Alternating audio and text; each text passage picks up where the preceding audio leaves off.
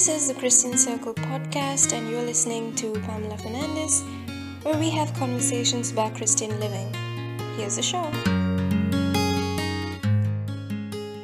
Hello, everyone. Happy Advent. So, this is our first Sunday of Advent, and it's also our 80th episode of the Christian Circle podcast. And so, I just want to take the time to wish everybody a very blessed and a very happy Christmas season, a very happy Advent season.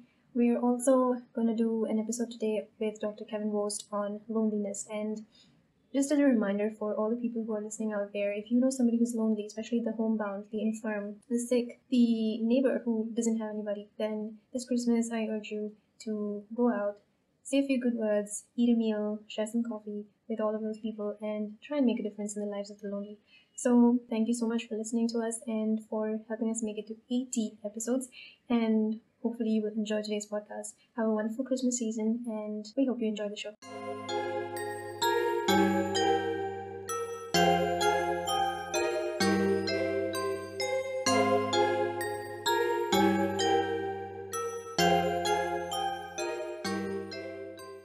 Welcome to a new episode of the Christian Circle podcast, and today we have a new guest who's going to talk to us about loneliness, especially as we're coming upon the holiday season.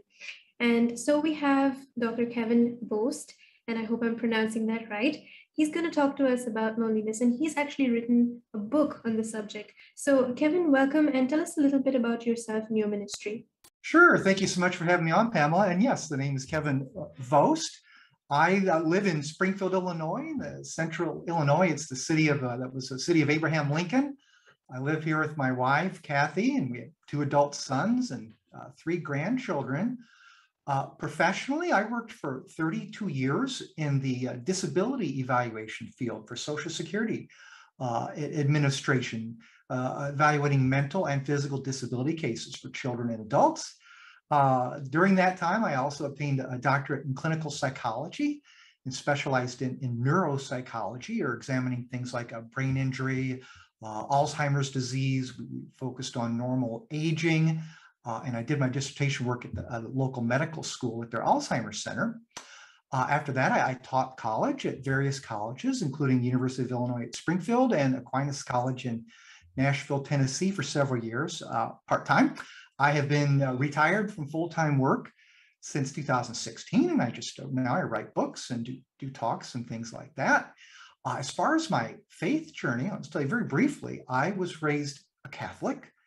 In my late teens, I read the wrong kinds of philosophers, became an atheist, considered myself an atheist for 25 years, until I read the writings of St. Thomas Aquinas in my early 40s. And to my amazement, I found myself back with Christ, back with the church, a full, strong believer again. And since that time then, and that was in 2004, shortly after, I started writing Catholic books because I discovered even while I was away from the church, God was preparing me as I was learning things that could be put into the service of the church. So since I've come back, I've written 20 Catholic books and 4 more in various stages right now. And they deal with various psychological and theological topics, and most of them pull in one way or another from the writings of St. Thomas Aquinas. Wow. So you're the second fan that I'm meeting of, of Aquinas, and hopefully someday in the future, people will be reading your books and coming back to the church like you did with Aquinas.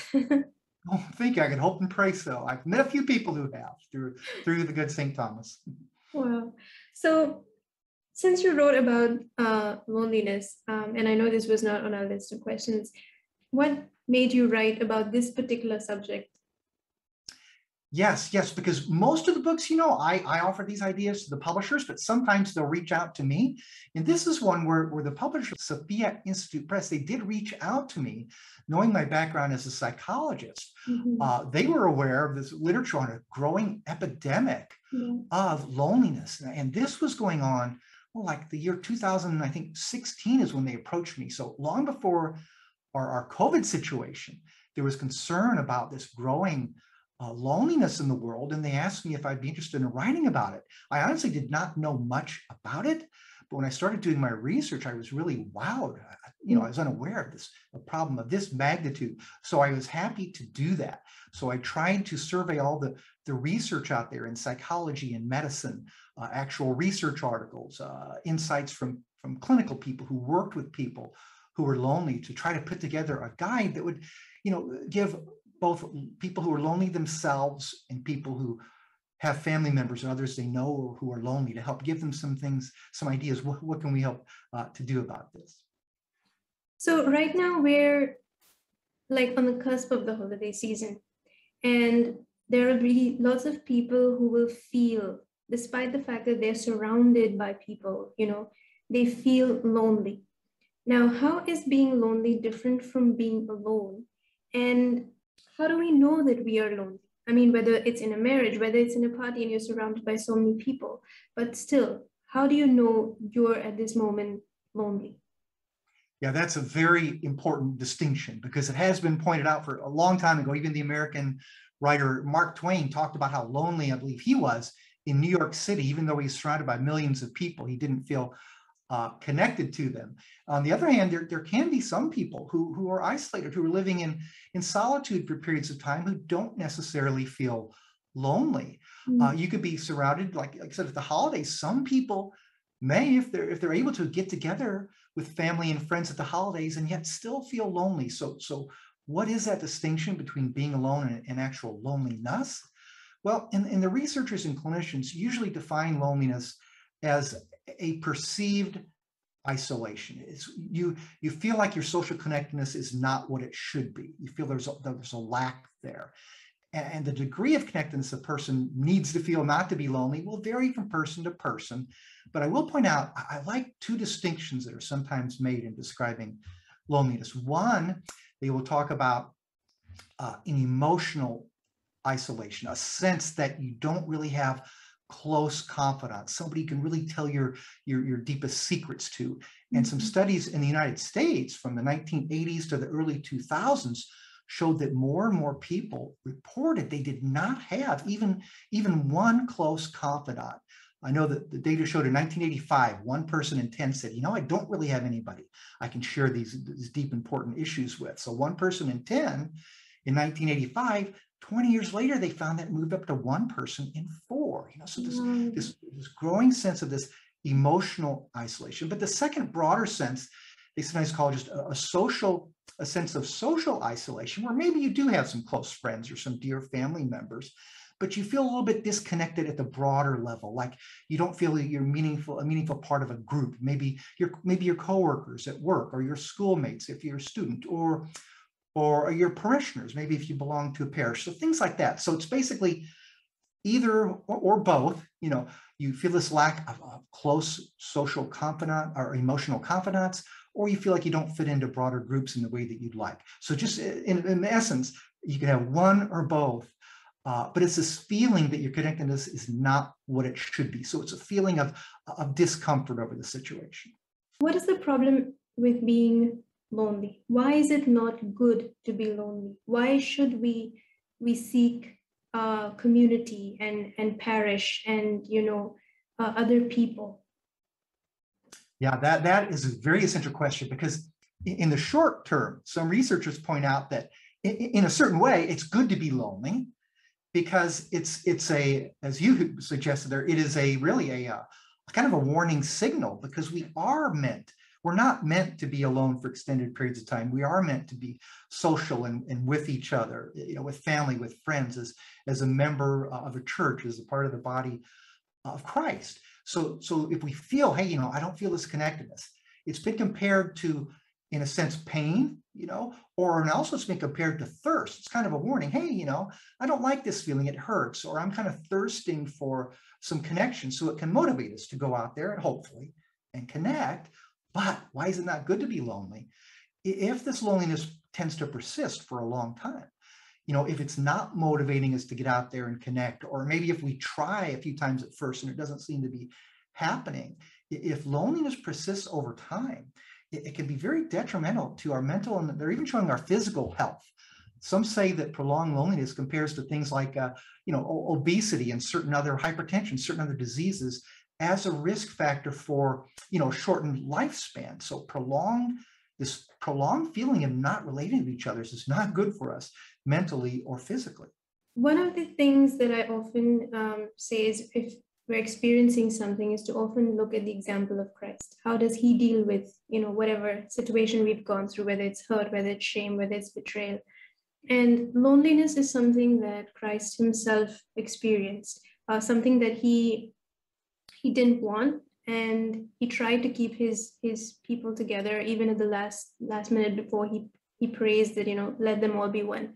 So your book talks a lot about Christ's example and draws from his last moments. So what can we learn from Jesus himself when it comes to loneliness? Yes, I try to kind of pattern the book where we kind of move our way towards Christ. Christ's example is the ultimate chapter. We look at things like, psychological methods we can all use. We look at growing in virtue. We look at the example of some saints, people who particularly tried to be like Christ and what they can teach us. But that ultimate example, is Christ himself. And there have been some theologians who argued that Christ's loneliness on the cross may have been even a greater pain to him than the physical pain. Mm-hmm. So we need to think about this. Christ, God chose to become human for us and to suffer immensely for us, not only physically, but emotionally. So before I get on the focus on the cross, though, as I was researching this book, I came across a book by a saint from the 14 and 1500s, St. Thomas More. And he wrote this amazing book called The Sadness of Christ while he was awaiting his own execution in the Tower of London from King Henry VIII. And he meditated a lot on Christ's own suffering and loneliness. And he really zoomed in, even before the cross, on Christ's night of prayer in the Garden of Gethsemane. Mm. So, if we recall this, it's reported in all the Gospels. He goes up to pray, knowing his passion, his death on the cross looms ahead of him. He brings there three of his dearest friends, Peter, James, and John. Jesus goes off to pray, and he asks them, to stay awake, to be there for him while he prays. We learn that he goes and he prays. He throws himself on the ground, prays to God. He says he's fearful, he's anxious almost unto death. He actually sweats blood. But then an hour or so later, he comes back to his friends and he finds they've all fallen asleep. They were not there for him. So he asks them, wakes them if they would stay awake for him. He goes back, he prays again. This happens 3 times, and each time, he's found to his disappointment that his friends, that they were not there for him in his greatest time of need. And yet, there was another friend, another disciple, or at least a man who pretended to be his friend, Judas Iscariot, was wide awake and was plotting, plotting for Jesus's death. So, later in the Gospels, we read that when Judas comes with the others to arrest Jesus, Jesus' first words to him, to paraphrase, are, basically, what brings you here, my friend? Mm-hmm. So he's calling, Judas his friend, but Judas is there then to betray him. So we can just imagine then Christ, before he's even on the cross, he's relying on these 3 dear friends, and they let him down. This other friend is actively betraying him. So I think one thing it can do, make us aware of Christ's suffering, that if we're suffering from loneliness, we're not the only ones. Jesus did, he did himself. And it can also make us kind of reflect, well, have we let down, or maybe have friends let us down when we're in need, or have we let other people down when they are in need? So it can open us up to all kinds of reflections on the reality of loneliness and what we might do to try to help people who are lonely. So there are 2 aspects to this. What steps can we personally take when we know we're feeling lonely? And what steps can we take to recognize other people's loneliness and help them? Yes. Okay, so what do we do when we're feeling lonely? Well, it is a feeling. So if you feel, in a certain sense, if you feel lonely to some extent, you are, because it is your own perception. You're feeling disconnected. So one thing is to be aware of it. In certain cases, we want to be able to admit it. There's like stigma associated with being lonely. Mm-hmm. I know one researcher said he would give big talks on loneliness. He would ask the audience, who in this crowd has been lonely at some point in their life? And he said virtually everybody put their hand up. Mm-hmm. Then he'd say, well, who's lonely right now? And almost no one ever would. because it almost implies, that you're admitting something's wrong with you. I'm lonely, well, why do people reject me? Why don't I have connection? So, we need to be willing to admit that in ourselves. When we do realize that we're lonely, then we do need to make some steps to change that. And again, there can be good reasons that we're lonely. Maybe a person's bereaved. They just lost a loved one, a spouse or a parent or a sibling. There can be good reasons for that. But we do need to start to make the steps that once we're over our mourning, we try to reconnect, form new friendships, strengthen old bonds. So one of the steps, the psychological research shows that if people are lonely for a long time, sometimes their thinking gets distorted. They call this maladaptive social cognition. So people who are lonely for a long time are more likely to expect rejection. They'll think, I could reach out to somebody to make a friend, but they're going to reject me. Who cares about me? Your thinking can get disturbed this way. And it can also color people's memories. They might be more likely to think about times they were rejected or where someone let them down in the past, and forgetting all those good times that might encourage them to reach out again. So the people who are lonely need to be very careful, take a good look at their thinking, make sure it's accurate, and then just get out there and try to do those little things to reconnect with other people in the smallest of ways. Even expecting, maybe I'll be rejected, maybe I'll ask someone to go do something with me and they'll say no, or they'll make some excuses. Well, that might really happen. But I can do it again with someone else. I can try again. So it's a matter of trying to think about things differently and then just trying to take some actions. And I will note that many of the people who are involved with the lonely note that this is what they need to do most. They need to reach out. But it also tends to be a very, very hard thing for them to do if they're in this state where they're thinking, it's a bit distorted. So that kind of also leads us into that second step. What do we do to be aware of the other people who are lonely, and then what we can do to help them? Well, on the spiritual level, one thing when I was writing this book, I started incorporating in my brief prayers every day is just to say, God, please open my eyes to the lonely. Make me be aware of them. When I go out there today, I'm going to come across lonely people. Now, probably none of them are going to tell me they're lonely, but we need to keep our eyes open for a person who maybe is isolated in a social setting. People are together in some group activity. Here's a person off by themselves. Well, maybe in that case, maybe we can walk over them, to them, try to take some gesture. There's a Catholic blessed, a young man, Blessed Pier Giorgio Frassati, a very dynamic, athletic young Italian guy who died in his early 20s. But his sister said about him, whenever he went to a social gathering, he would kind of look for the person who seemed the most isolated, the most lonely, maybe the most down, and he would seek them out first and try to make some contact, try to have a conversation with them. So I think that's one thing we can do. Be aware. Studies show maybe 1 person out of 3 in the United States now really feels lonely. So chances are we're going to come across lonely people every day. So some we can specifically seek out. But even in our superficial interactions with people, at the grocery store, at the gym, when we go to church, when we go to work, just simple gestures, making eye contact, smiling, saying hello, showing the people we meet that we recognize, hey, you're there and you're important, can go a long way towards helping people who are suffering from loneliness. And what about the people who actually choose to do this deliberately, in the sense that they choose to be lonely, either because they have been rejected or they've been hurt, or their previous experiences have colored the way they look at life?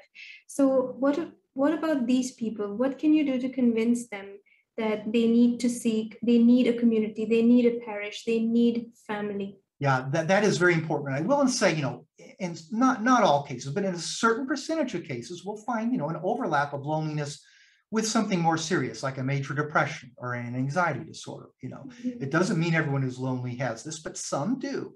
So if a person is just, really poorly functioning in other areas beside in their life, in their work or whatever they're doing, they may want to let a mental health or even a regular medical professional know this. I'm feeling lonely, I'm feeling sad. So take some steps along those lines. But for the average person, though, how can we convince them? Well, it is true that different people have a different need for social interactions. Some people want to be surrounded by a group of people at all times. Other people can get by very, very well, on just 1 or 2 close confidants, and that is fine. There's individual differences there. But one thing to think of for the lonely who are Christians, is that there have been great saints throughout history who have purposefully had times of solitude. They've go out into the desert. We have these people called the desert fathers, and even some women mothers. There are these Irish saints that will go out into the woods. There are Russian saints that will go out into the wilderness. It's kind of a worldwide phenomenon. Some of these saints do purposefully spend significant amounts of time in solitude, in prayer and meditation, doing things on their own.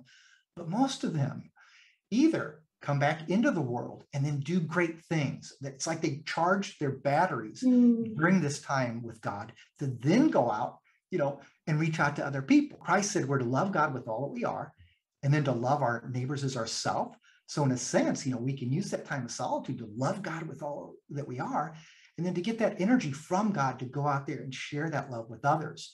So even those who are lonely, you might find some solace in solitude, which is a good thing, but we are still called to reach out to others. And I know some modern writers have said that, sometimes Christians get this idea of the personal relationship with Jesus Christ, which is, of course, essential. We want that. But it's not just me and Jesus, so to speak. Jesus calls us to reach out, to be part of a church, to recognize other people as our brothers and sisters. So even if you're down, even if you don't feel like reaching out, remember at some point, you may not, you're definitely not, if you're lonely, you are not alone. There are other lonely people out there. And that's kind of the sad irony of this. If the many, many millions of people who are lonely would connect with each other, that loneliness could be alleviated, So I'd say, even if you're a lonely person, you're thinking, well, maybe there's no hope for me. Oh, I'm always going to be lonely. So I'll say, okay, well, can you still maybe try to reach out and help somebody else who's lonely, who may not have to remain lonely? And it's good you mentioned all these saints and stuff.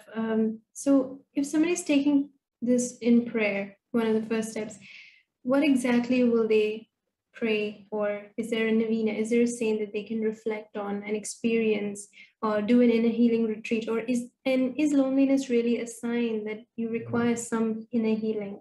That's a great question too, because there could be many, many approaches to that loneliness has its psychological dimension, and it also has its theological dimension, or a dimension of our connectedness with God. Because, God, one thing we must remember, God's not going to give us any cross that we can't bear. In the book of James, it even says, count it joy when you face trials and tribulations.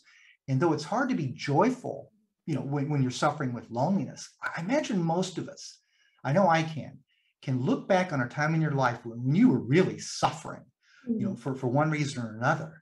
But then you look back years later and say, boy, thank God, thank you for giving me that experience, because how I grew from it, how I realized I can endure hard things, how maybe it made me more compassionate for other people enduring their hardships. So we need to think of that. I think in terms of prayer too, there's one other thing I'll mention in terms of meditation and prayer that involves Christ again himself. And that is, even on the cross, he gave us lessons even on the cross to deal with loneliness. Because think about this. Some of us might think, well, I'm lonely, but I've never been a real popular person. I'm retired. Maybe I don't go to work anymore. I'm elderly, or I'm physically disabled. What am I going to do? What can I contribute? Well, think Christ, even when he's nailed on the cross, there's a famous tradition of Christ's 7 last words on the cross, several phrases that he 7 phrases he makes while he's nailed to the cross. And, the first is, Father, forgive them, for they know not what they do. Well, what's one lesson there? Some of us might be lonely because of estrangement, from other friends or family members. Is there a way we might forgive them and reestablish bonds? Another lesson, think of this. Jesus is there with his hands nailed to the cross, and there's 2 others with him. And that good thief turns to him, and Jesus turns to him. And in a sense, Jesus forms a bond. He forms a friendship while he and his new friend are both bound to a cross. So there's really kind of no excuse, regardless of our situation, that we can't reach out like Christ did, follow his example and take care of others. Christ tells John to behold, his mother Mary as his mother. So Jesus is forming those connections with others, even though he knows his ability on earth to form those connections is soon going to end. So I think, Christ himself, if we read through the scripture, read through the gospels, is going to give us all kinds of inspiration how to endure the cross of our own loneliness, but how to still try to reach out to other lonely people while we're here on earth. That's fantastic, actually. I really like that. Would you have any last tips or advice, last famous words to the people, especially going through the holiday season right now? and they are going to face loneliness or are feeling lonely currently. Yes, for the holiday season, I would say that when you have get-togethers, try to address, if like your family, make sure you've addressed every single person there. Ask them about their life. Show some interest there, face to face to every single person in your gathering if you're able to. And for the people who maybe can't gather, there's COVID restrictions, they live far away, take the effort to do what you can do. If it's reaching out, through a phone call or through an internet conversation, show them they matter to you, show them that you're thinking about them. I actually remember my grandmother used to, she would live alone, and she had a diary, and every single day she would make one phone call to one person in her diary and cover everybody she knew over a year, because if they weren't visiting her, at least she knew that she was making sure she was talking to other people. Oh, I love that. That is wonderful. What a wonderful way to reach out and truly show your love and care for someone others in your life. Yeah. So Kevin, this was really great. I mean, I enjoyed everything that you said, and it's so spirit-filled. So if people want to reach out to you, if they want to write to you, if they want to look for your books, where can they find you online, and where can they reach out to you? Sure. My website is just drvost.com, just drvost.com. And I describe some of my books there. I don't sell them from there, but it has a comment box on the bottom. And if people have a question or comment for me, please feel free to use that and I will respond. Great. Thank you for joining us on our podcast. Thank you so much for scheduling this at such a late notice, and for being willing to talk to us about loneliness. So thank you so much, Kevin. Oh, you're most welcome. It's been my pleasure. God bless.